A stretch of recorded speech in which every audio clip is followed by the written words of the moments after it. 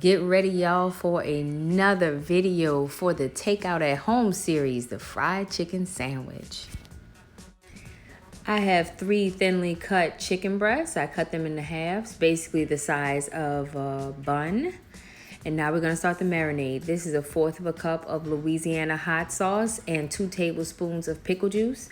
We're gonna put the chicken in a bag, cover it with buttermilk, and then pour the hot sauce mixture on top. Now we're gonna marinate this in the refrigerator for 24 to 48 hours.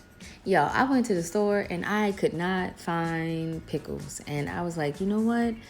If I'm gonna pay so much for these pickles, you know what? I'm gonna make my own pickles. I'm gonna make some bougie pickles. That's what I'm gonna do. So I found this 10-minute kit and it actually works and it's delicious. I can't wait for y'all to try it. It took 1 cucumber and then you're going to add a 1/2 cup of vinegar and 3/4 cup of water and bring it to boil. And then you just pour it in the jar and let it sit.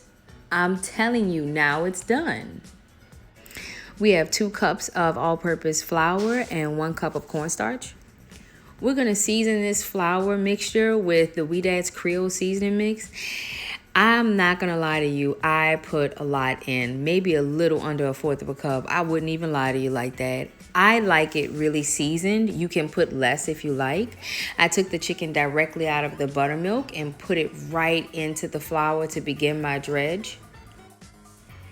Fry it until it's completely done. I usually stop it when it begins to float and the bubbles decrease, but look at how juicy this chicken is.